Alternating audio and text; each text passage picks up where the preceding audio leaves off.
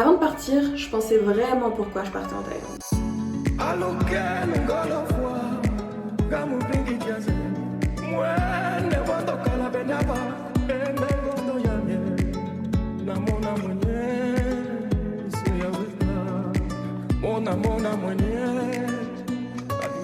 Mais aujourd'hui, je sais que je me suis complètement trompée en réalité. En janvier 2026, j'ai voulu partir un mois toute seule en voyage, en Thaïlande, en sac à dos, en backpack.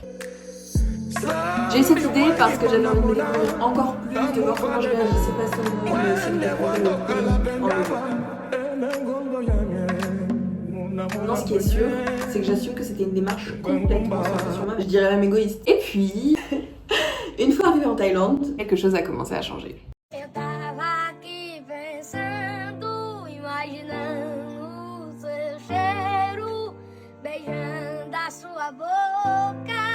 Dès que j'ai mis les pieds là-bas, j'ai ressenti une connexion très forte avec l'atmosphère du pays. Je ne saurais même pas vraiment l'expliquer.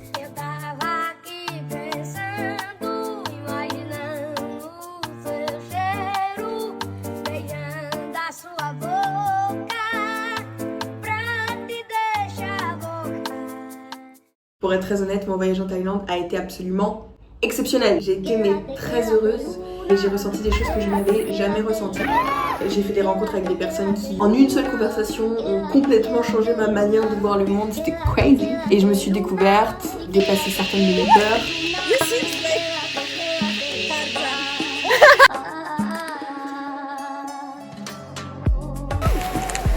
Mais il y avait aussi des moments un peu plus silencieux. Des moments où mon cœur se serrait sans que je comprenne vraiment pourquoi. Je regardais les voyageurs autour de moi, je regardais aussi les habitants, et je commençais à avoir une sensation étrange qui est revenue plusieurs fois. J'avais l'impression que quand on voyage, on reçoit énormément. On reçoit des paysages, des rencontres, une culture, des histoires, des émotions. Et plusieurs fois, je me suis demandé, mais qu'est-ce qu'on donne en retour ? Évidemment, il y a des échanges, je suis pas en train de dire qu'il n'y en a pas. C'est simplement une question qui a commencé à apparaître dans ma tête. Je me rendais compte que j'étais heureuse d'être là, mais en même temps, je ressentais une envie de rentrer. Pas pour retrouver mon confort du tout, mais parce que je sentais que j'avais une envie de créer. L'art a toujours été une manière de dire, de partager, de questionner. Et je me suis rendu compte que je ne pourrais jamais passer ma vie à seulement vivre des expériences. À ce moment-là, je ne savais pas encore que cette question allait en ouvrir une autre. Une question en réalité bien plus inconfortable.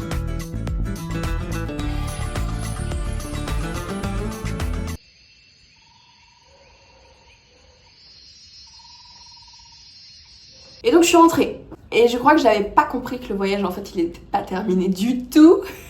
Parce qu'en réalité, le deuxième voyage, il a commencé ici quoi. Dans ma chambre. Toute seule. Là où je pensais simplement reprendre ma vie, c'est là que toutes les questions sont arrivées. Pas une seule, hein. Je pense des dizaines. Je me suis demandé si voyager était une démarche égoïste. Je me suis demandé ce que ça voulait vraiment dire de voyager quand on vient d'un pays privilégié. Pourquoi le voyage m'avait ouvert les yeux sur le monde d'une manière que je n'avais jamais vécue auparavant. Je me suis demandé ce que ça voulait dire prendre, mais surtout donner. Où était la limite entre vouloir faire du bien et simplement vouloir avoir une bonne conscience? Je me suis demandé ce que ça voulait dire être engagé. Et même, est-ce qu'on peut voyager tout en étant engagé? Comment regarder le monde en réalité sans le consommer?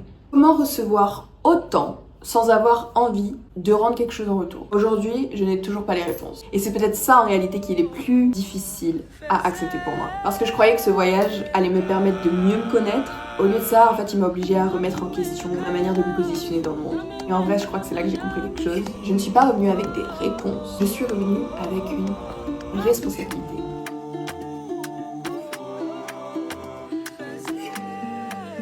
Ça veut pas dire que demain je vais partir faire des voyages humanitaires à l'autre bout du monde pour avoir une bonne conscience ou pour donner l'impression de sauver le monde. Même pas ce vers quoi j'ai envie de tendre. Mais non, pas du tout. Ce que ce voyage a changé, c'est autre chose. Il m'a fait comprendre que la manière dont on regarde le monde change aussi la manière dont on le monde. Et ce voyage ne m'a pas seulement fait réfléchir au voyage, il m'a fait aussi réfléchir à ma manière de créer. Parce que je crois que les images, la danse, les mots, un regard peuvent parfois changer complètement notre manière de percevoir quelque chose.